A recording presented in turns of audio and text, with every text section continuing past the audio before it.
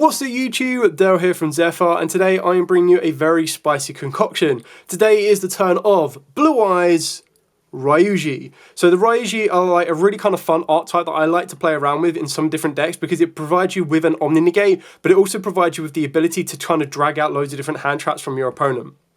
So what I like about this is the only downside is that it locks you special summoning for the rest of the turn after you activate the field spell of anything that is not a Dino, Sea Serpent, Dragon or a Worm, which is absolutely fine because what it will provide you with is it provides you with that ability of getting a Varudras. You can either do that during your first normal summon or after your first normal summon. The only time that would happen if you start off with this engine and you do get that lock in early doors is it means you won't be able to bring Maiden back from the graveyard.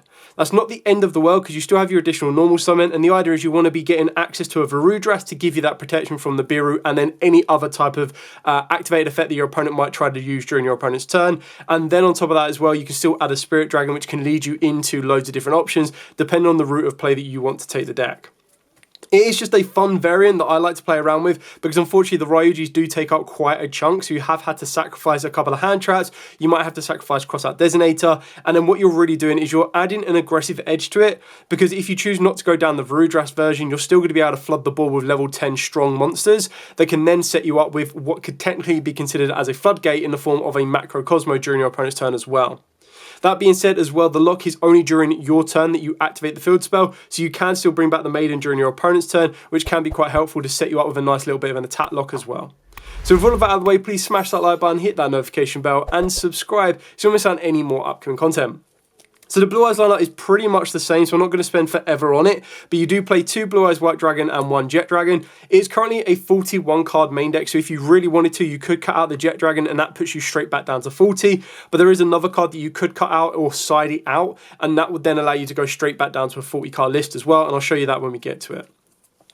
Then of course we are playing triple Maiden. Like you can still start your normal combo as you already would, where you'd go normal summon Sage, search out Maiden, Maiden's effect, work your way into the Link 1, work the Link 1 off, and then get into the ability of bringing back the Maiden, going into Spirit Dragon.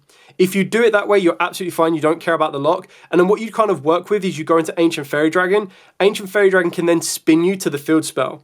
The one big benefit of the field spell is it still gets you access to either add, send, or banish a Worm, Dino, or Sea Serpent. And there is a really kind of cool worm that you can add to the deck as long as you're able to set up different attributes in the graveyard, which you'll be able to do as you work your way through some of your plays in order to set it up as well.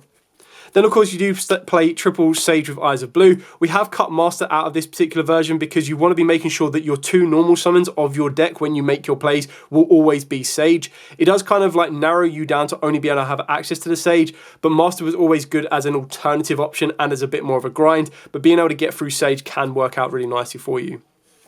So technically you are playing 6 copies of Sage when you've got Wishes that can search it out. And then on top of that as well, you're playing an additional 3 copies of Wishes because you would go Maiden into True Light, which then get you to Wishes. So you've got loads of consistent ways to get where you need to go for your Blue Eye starters.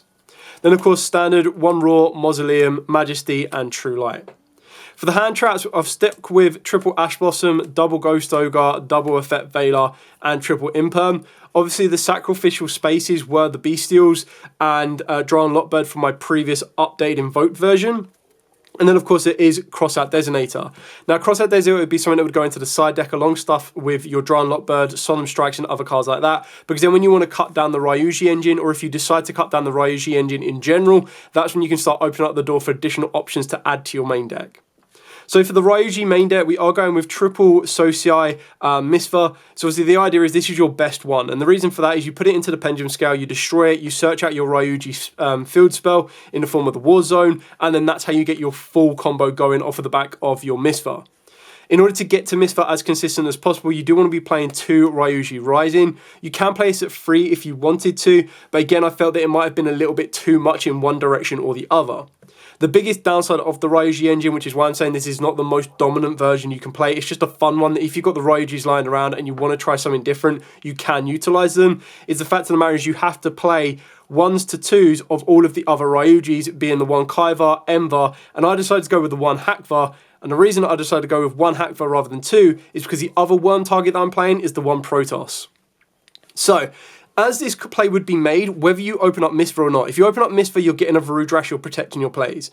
If you don't open up a Misva, and you don't open up a quick play to get to it, so you have 5 ways to get to your Misva, you can still do the exact same bridge from Blue Eyes to any field spell style deck by going into Ancient Fairy Dragon, destroying your own Mausoleum, search you out the Ryu-Ge War Zone, and then off of the back of the War Zone, you can still activate it to send a Dino, banish a Sea Serpent, and then add a Wormby in the Protoss. So at that moment, you'd have a guaranteed Earth or Water in the graveyard with a Light, and then all you need to do is get another attribute in the graveyard, which can be done quite easily through the extra deck, being able to then banish all 3 of those to get you out of Protoss, activate Protoss, call in Darks, and you're pretty much locking them down on that one.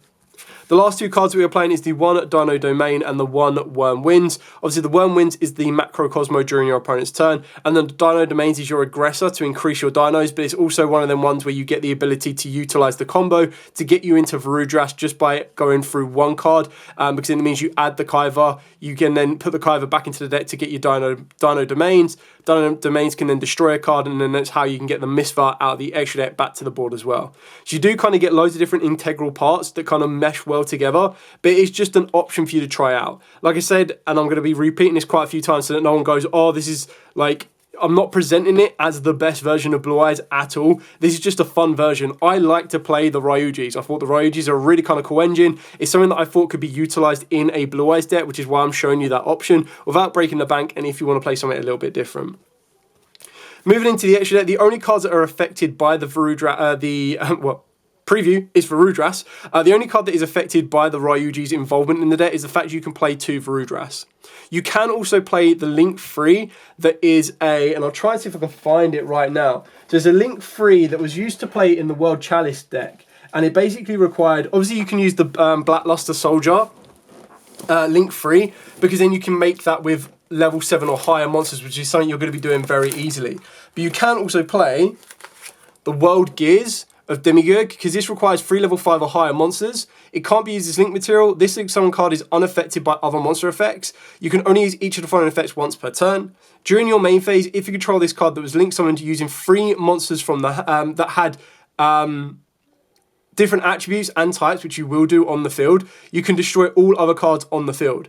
If your opponent special summons on monsters from the extra deck, except during a damage state, you get to special summon a World Legacy monster from the deck. Now, obviously, unless you're going to be playing World Legacy monsters, you're not going to do that. But the idea is you're going to be making it with 3 different attributes, 3 monsters that are all going to be level 5 or higher.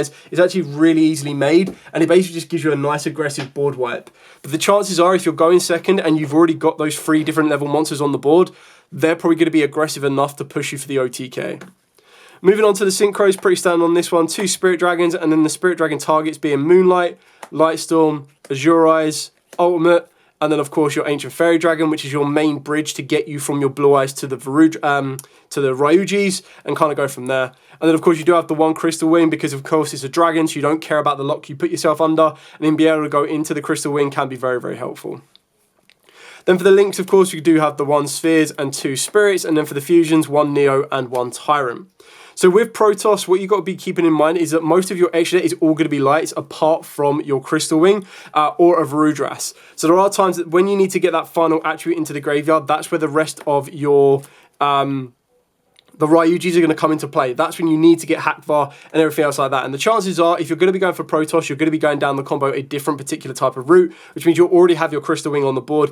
If you feel that getting a the Protoss to the board is that effective for you, you'll sacrifice your own Crystal Wing without an issue. But the chances, the fact of the matter is, this is just an alternative option to playing 2 of the Hackvar, but you can play 2 of it if you want to. And like I said, this is just one of them ones that will catch your opponent off guard, and you should be able to set it up relatively easily. But this is the 41st card, so you cut it down, that's your 40 card engine, done, dusted, you don't need to worry about it.